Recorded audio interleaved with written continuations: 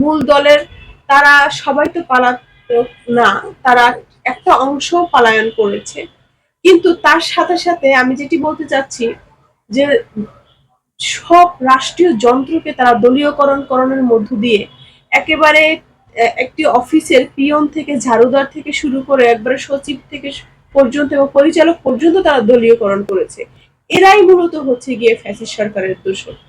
তো এই দোসরদের লাল ফিতার দৌলতে এখন বর্তমান উপদেষ্টারাও আটকে যাচ্ছে। দেখেন, তাদের মনোনয়ন নিয়ে যারা চেয়ারম্যান ইলেকশন করছে তারা কিন্তু এখনো শপথে রয়েছে। হ্যাঁ, মেম্বাররা করেনি, তারা থাকতে পারে, কিন্তু চেয়ারম্যান পর্যন্ত কিন্তু তাদের প্রতীক নিয়ে কিন্তু নির্বাচিত প্রতিনিধি রয়েছে। এর পাশাপাশি আপনি দেখছেন যে বড় বড় মন্ত্রণালয় দুদক থেকে শুরু করে বিভিন্ন সরকারি দপ্তরে এবং বিশেষ করে বিচারপতিদের মধ্যে যারা শপথবদ্ধ বিচারপতি ছিলেন তারাও কিন্তু এখনো শপথে বহাল রয়েছে। তাদের বিরুদ্ধে কিন্তু কোনো ধরনের ব্যবস্থা নেওয়া হচ্ছে না। তো মূলত হচ্ছে গিয়ে এই সবকিছু মিলিয়ে এই যে ফ্যাসিস্ট সরকারের যারা সহযোগী সমর্থক গোষ্ঠী এবং তাদের অনুপ্রেরণা যারা দিয়েছে, বিভিন্ন ধরনের সুযোগ সুবিধা দিয়েছে এবং তাদের অন্যায়কে তারা ন্যায় মনে করে তারা জাহির করার চেষ্টা করেছে, এরাই মূলত ফ্যাসিস্ট সরকারের দোষর। বিশেষ করে এটি আমি শুরুতেই বলেছি যে ফ্যাসিস্ট সরকারের দোষর এবং এই যারা ফ্যাসিস্ট সরকারের দোষর যারা নানা ধরনের খুন, তারপরে মাদক ব্যবসা, অন্যায়, লুটপাট, অর্থ পাচার যারা এগুলো করেছেন তাদেরকে অ্যাজ সুন অ্যাজ পসিবল তাদেরকে ধরে এবং তাদেরকে গ্রেফতার করে আইনের মাধ্যমে, আইনের মুখোমুখির মাধ্যমে আইনি প্রক্রিয়া তাদেরকে অবশ্যই বিচারের আওতায় আনতে হবে। এবং যারা এই অন্যায়গুলো করেছে তাদেরকে অবশ্যই রাজনৈতিক অঙ্গনে তাদেরকে অবঞ্চিত ঘোষণা করতে হবে। সেই সাথে তারা নির্দোষ প্রমাণ না হওয়া পর্যন্ত তারা কোনো প্রতীকে নির্বাচন করতে পারবে না, এমন তাদেরকে সিদ্ধান্ত নেওয়ার জন্য আমরা প্রস্তাব রেখেছি। আমরা দেখেন, আমরা এটি শুরু থেকে স্পষ্ট করেছি।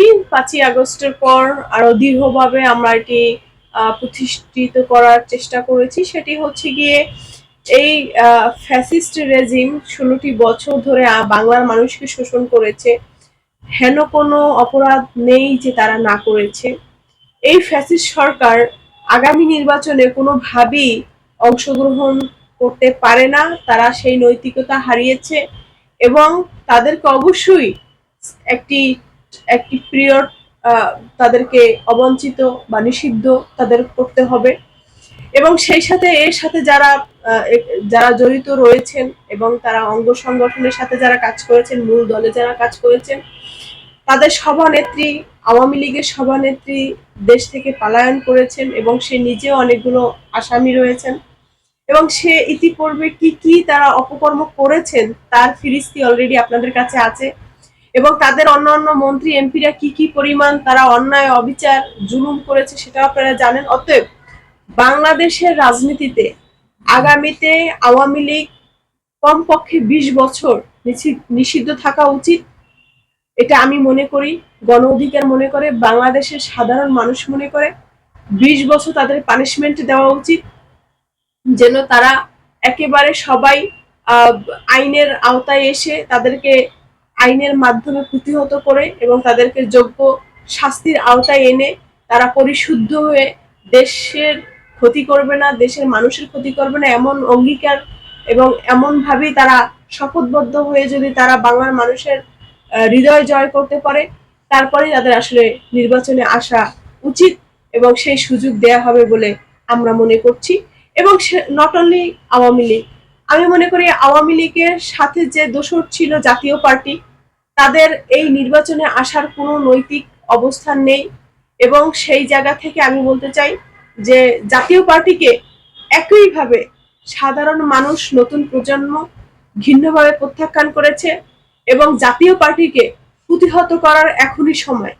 এবং তাদেরকে আমি মনে করি উপদেষ্টা মন্ডলী থেকে শুরু করে সাংবাদিক বৃন্দ তাদেরকে আসলে বয়কট করা উচিত, কারণ জাতীয় পার্টি গণতন্ত্রের কফিনে তারা সর্বশেষ রেকটি মেরেছে বলে আমরা মনে করছি। অতএব জাতীয় পার্টি আর আওয়ামী লীগ দুটোকেই কমপক্ষে 20 বছরের জন্য নিষিদ্ধ করা উচিত এবং তারা রাজনীতি থেকে তাদের এই শিক্ষা নিয়ে যে অন্যায় করলে পানিশমেন্ট পেতে হয়, সেটি সরকার জনগণ অবশ্যই পানিশমেন্ট দিবে। অতএব আগামীতে যেন আর কোনো তারা ভুল বা কোনো অপরাধ যেন না করে, সেই বিষয়টা আসলে আমরা সবার কাছে তুলে ধরার চেষ্টা করছি।